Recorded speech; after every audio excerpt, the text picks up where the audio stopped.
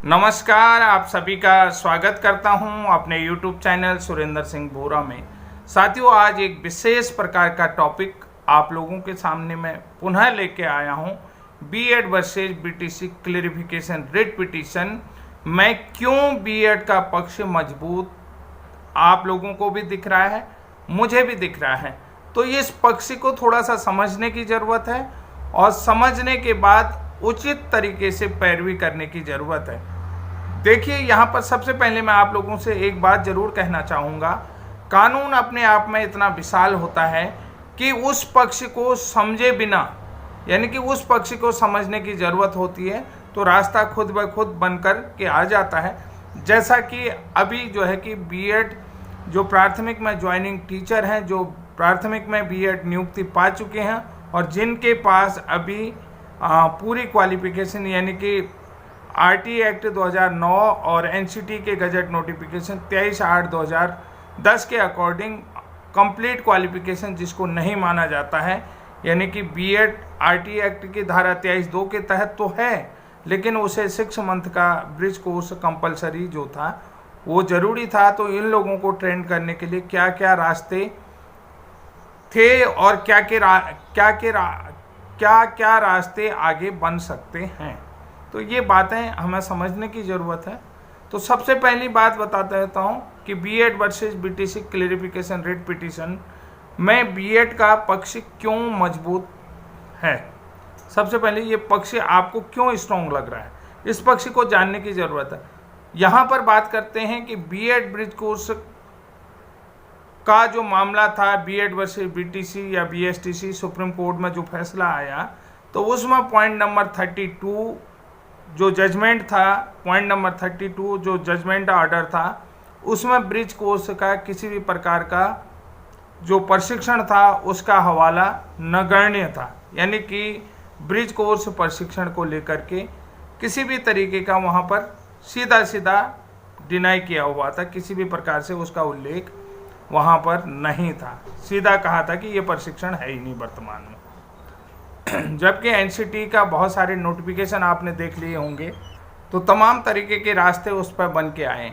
फिर दूसरी बात मैं आपको बता देता हूँ कि एनसीटी का जो नोटिफिकेशन है 23/8/2010, उसमें अप्रशिक्षित अनट्रेंड टीचर के लिए आरटी एक्ट 2009 में संशोधन अधिनियम को देखिएगा आप, जो 17 अप्रैल 2017 में संशोधित हुआ है, अंतिम बार संशोधन हुआ, फाइनल संशोधन है। उसमें 1 अप्रैल 2015 से उसे लागू किया गया, यानी कि 9 साल का वक्त दिया गया था उसमें प्रशिक्षण को कंप्लीट करने के लिए। तो कहीं न कहीं जो ब्रिज कोर्स का जो प्रावधान था उस संशोधन में भी शामिल रहा हुआ है बीएड के लिए। तो वो संशोधन में शामिल होना ये भी एक पक्ष था, ये भी काफ़ी स्ट्रॉन्ग था। कि मैं शॉर्टली आपको बता रहा हूँ कि ज़्यादा आपको ज़रूरत पड़ेगी तो खुद को सर्च करना पड़ेगा। 17 अक्टूबर 2017 वाला जो आरटी एक्ट संशोधन है उसको आप ज़रूर देख लें।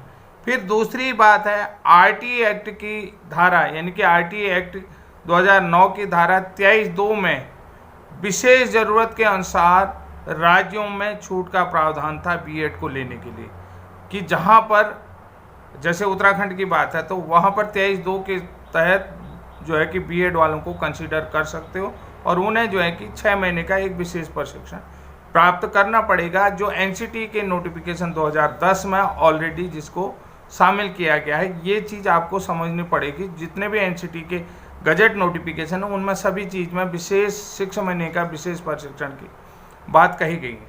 अब जो सबसे महत्वपूर्ण पॉइंट है जहाँ पर कि यानी कि बीएड वालों का हक बनता है और जिसको कोई भी डिनाई नहीं कर सकता है, इस बात को भी समझने की बीएड को किसी भी राज्य का जो ज्वाइनिंग बीएड है उसको आप डिनाई नहीं कर सकते हैं कि उसको नौकरी से नहीं निकाल सकते, चाहे आप कितना भी एडी चोटी का जोर लगा लो। जो लोग मुझे नहीं सुनना चाहते तो वो नहीं सुनते हैं, वो अलग बात है। भले मैं ये नहीं है कि बहुत सारे लोग मुझे ये कहते हैं कि व्यूअर्स के लिए काम कर रहे हैं, अपनी दुकान चला रहे हैं, लेकिन मैंने हमेशा नियमों के तहत ही बोला और वो नियम मेरे को पूरी तरीके से कंप्लीट आज भी याद हैं।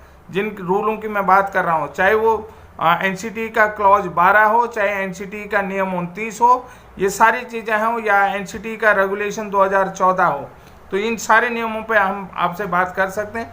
एनसीटी की यानी कि आरटी की धारा 23(2) में भी हम बात कर सकते हैं।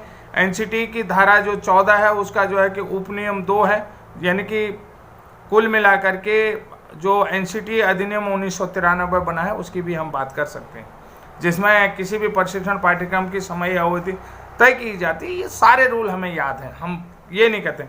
अब यहाँ पर बात करते हैं कि उत्तर प्रदेश बेसिक शिक्षा अध्यापक सेवा नियमावली 1981, इस नियमावली को भी आपको देखने की जरूरत है। अब यहाँ पर एक चीज देखिए कि जो हमारे यहाँ रिवाइज पाठ्यक्रम, जो एनसीटी का रिवाइज पाठ्यक्रम आया था 1992 में, आंध्र प्रदेश के मुख्यमंत्री जनार्दन रेड्डी समिति जिसको कहते हैं, जनार्दन रेड्डी समिति, तो उस समिति के बाद मैं आपको बता देता हूँ कि मध्य प्रदेश के अंतर्गत विशेष प्रशिक्षण के लिए, बीएड के लिए, सीपीएड के लिए, डीपीएड के लिए, इन सब के लिए जो है कि एक पाठ्यक्रम की बात की गई थी। तो अब यहाँ पर बात करता हूँ 1992 और 93 में, 1992 और 93 में जो NIOS DLED वाले साथी भी मुझे देख रहे हैं, वो साथी भी इस नियम को जरूर देखें और समझने की कोशिश करें। फिर भी मैं जो है कि क्रॉसपोडेंटेड की बात कर रहा हूँ। क्रॉसपोडेंट जो चीज़ होती है पत्राचार वाला, जो है कि दूरस्थ शिक्षा में डिस्टेंस लर्निंग मोड की भी बात कर रहा हूँ, क्रॉसपोडेंटेड पाठ्यक्रम की बात कर रहा हूँ, उस प्रशिक्षण की बात कर रहा हूँ। तो यहाँ पर 1992-93 में पत्राचार पाठ्यक्रम के माध्यम से बरकतुल्ला विश्वविद्यालय भोपाल, MP का मामला है ना, इस बात को देख ले। 1992-93 में जो भी लोग RT यानी कि सूचनाधिकार RTI के माध्यम से ये जानकारी भी ले सकते हैं। 1992-93 में पत्राचार पाठ्यक्रम के माध्यम से बरकतुल्ला विश्वविद्यालय भोपाल से वर्ष 2004 में एनसीटी ने national council for teacher education की बात कर रहा हूँ, national council for teacher education, तो ने जो है कि विशेष BTC प्रशिक्षण पाठ्यक्रम को मान्यता दी। 1992-93 में पत्राचार पाठ्यक्रम के माध्यम से बरकतुल्ला विश्वविद्यालय भोपाल से वर्ष 2004 में एनसीटी ने विशेष BTC प्रशिक्षण पाठ्यक्रम को मान्यता दी। इसके बाद यूपी राज्य में 20 फरवरी 2004 को सरकारी आदेश जारी किया गया। किसके लिए? बीपीएड के लिए, सीपीएड के लिए, डीपीएड के लिए। तो ये जो है कि एक विशेष एक केस था जिसके कारण भी इनका हक बना जाएगा। यहाँ पर अगर जो लोग देखना चाहते हैं तो वो रीता शुक्ला बनाम यूपी राज्य और आलोक कुमार बनाम यूपी राज्य वाला जो केस है उसको बड़े अच्छे तरीके से देख सकते हैं, चाहे वो NIOS DLED वाले हों या अन्य साथी।